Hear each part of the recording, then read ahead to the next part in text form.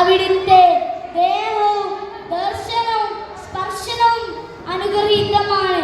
സ്നേഹം ചോർന്നു പോകുന്ന ഇക്കാലത്ത് നമ്മൾ നബിയിലേക്ക് തിരികെ നടക്കേണ്ടതുണ്ട്. ഭൂമിയിലുള്ളവരോട് മുഴുവൻ നിങ്ങൾ കരുണ പുലർത്തണം എന്നാണ് നബി സല്ലല്ലാഹു അലൈഹി വസല്ലം നമ്മെ പഠിപ്പിച്ചത്.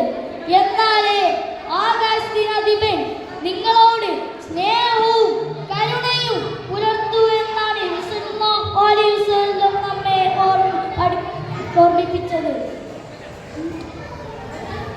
കുഞ്ഞുങ്ങളെ മുത്തം വെച്ച് മുത്തു നബി സല്ലല്ലാഹു അലൈഹി വസല്ലം നമ്മെ സ്നേഹത്തിന്റെ ബാലപാഠം പഠിപ്പിച്ചു. പെൺകുട്ടികളോട് നീതി പുലർത്താൻ കൽപ്പിച്ചു. മുതിർന്നവരെ ആശ്രയിച്ച് സ്വർഗം നേടാൻ ആജ്ഞാപിച്ചു.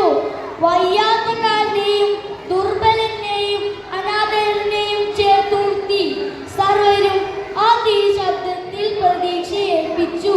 ചെടികളും മരങ്ങളും മൃഗങ്ങളും പറവകളും അതിശബ്ദത്തിൽ പരിഗണിക്കപ്പെട്ടു. നബി സല്ലല്ലാഹു അലൈഹി വസല്ലം എല്ലാവരോടും സ്നേഹം പുലർത്തി. മനുഷ്യരെന്നല്ല, മൃഗങ്ങളോടും പക്ഷികളോടും സർവ്വശാല ജന്തുക്കളോടും പ്രകൃതിയോടും. പ്രകൃതിയെ നശിപ്പിച്ചു കളയരുത്, മരങ്ങളെ മുറിച്ചു മാറ്റരുത്, ചെറിയ ഇരു ജന്തുക്കളെ പോലും കൊന്നു കളയരുത്, കടിയുർബാനും ശരി കത്തിച്ചു കളയരുത്. ഉമ്മമാരെ മുഖത്ത് നോക്കി ചേർന്ന് പോലും പറയരുത്. അങ്ങനെ സ്നേഹത്തിന്റെ 1000 ബാലപാഠങ്ങൾ നബി സല്ലല്ലാഹു അലൈഹി വസല്ലം ഈ മാനവ സമൂഹത്തിന് വേണ്ടി സമ്മാനിച്ചു. ശത്രുക്കളെ പോലും അവിടുന്ന് സ്നേഹിച്ചു.